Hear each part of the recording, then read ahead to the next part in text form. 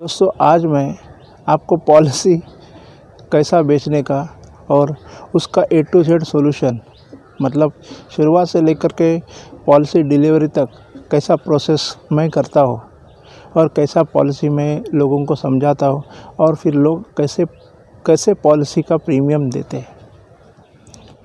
तो दोस्तों आपको एक विनती है कि आप पूरा ये वीडियो जो है लास्ट तक देखिए। कुछ सीखने के लिए आए, अपना टाइम लेके आए हो इधर, तो आपके लिए खुद के लिए ताली बजाओ, क्योंकि आज आपकी इनकम में ग्रोथ हो जाएगी।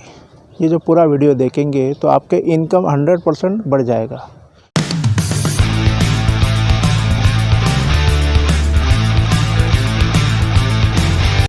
दोस्तों प्रोसेस क्या है, इंश्योरेंस कैसा बेचा जाता है, इंश्योरेंस बेचने की कला क्या है, इंश्योरेंस कौन लेता है, मेरा प्रैक्टिकल एक्सपीरियंस आपको मैं आज बताने वाला।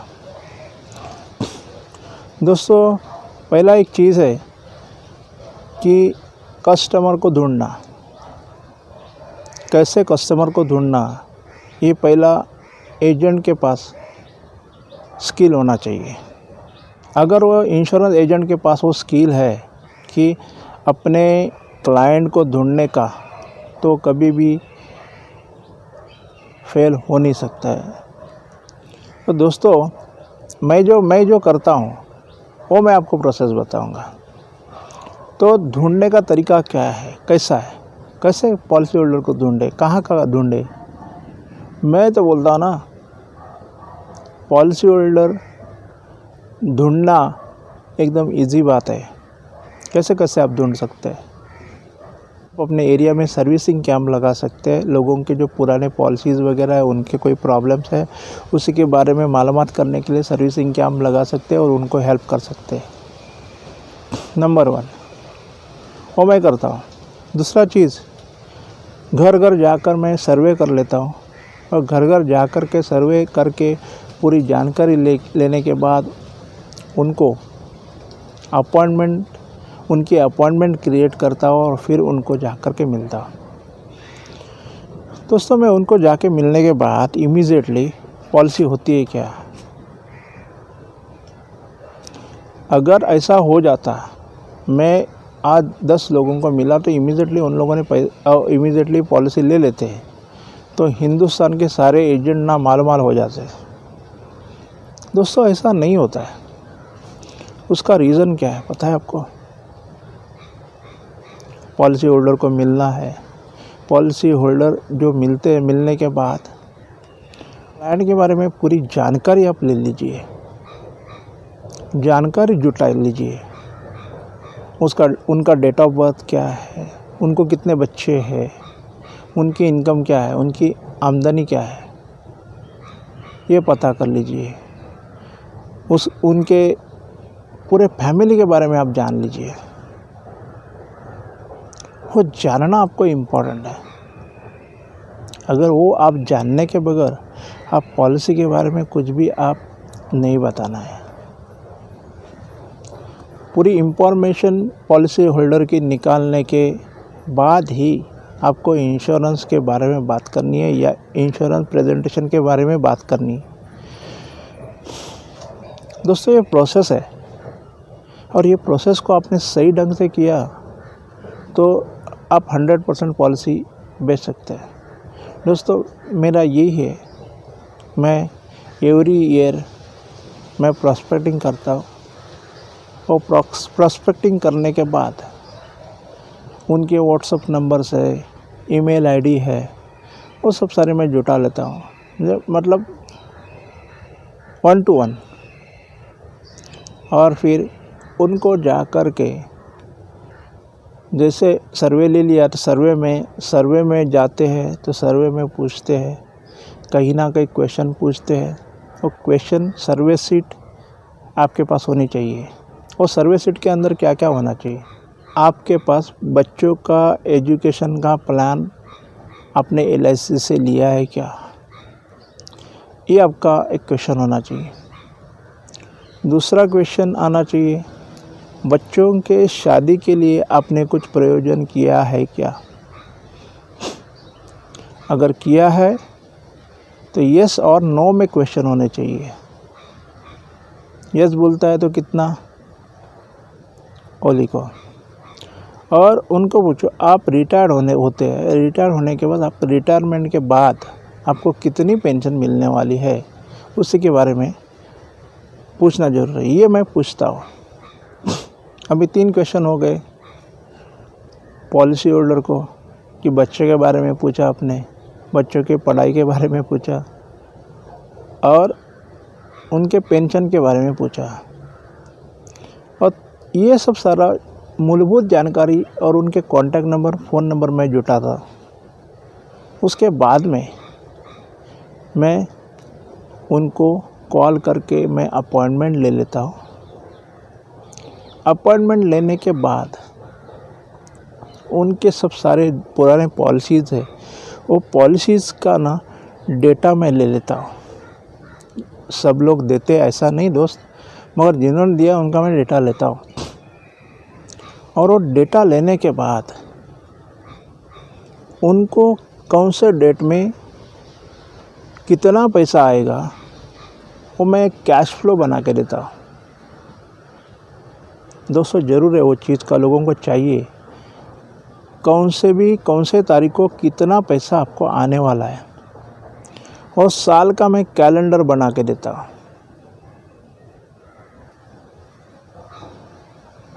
साल का कैलेंडर मतलब कौन से महीने में कौन सा प्रीमियम कभी आ रहा है, कितना आ रहा है करके, तो वो सब सारा मैं बना के देता हूँ।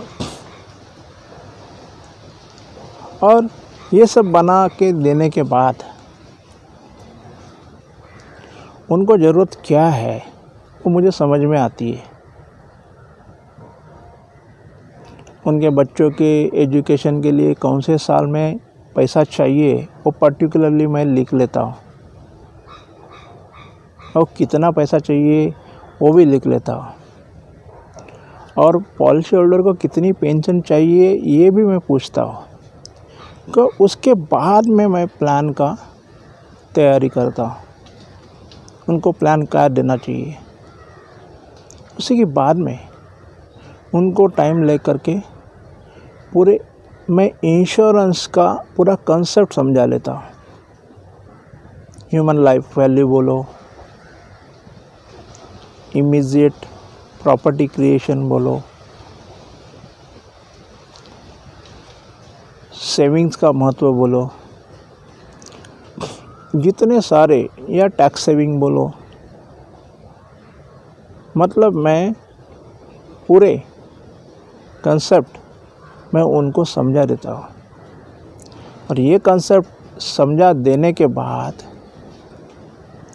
उनको मैं रियलाइज़ करवाता हूँ। क्या रियलाइज़ कराएं सर जी, आपको आपके बच्चे के लिए पढ़ाई के लिए कितने पैसों की ज़रूरत है,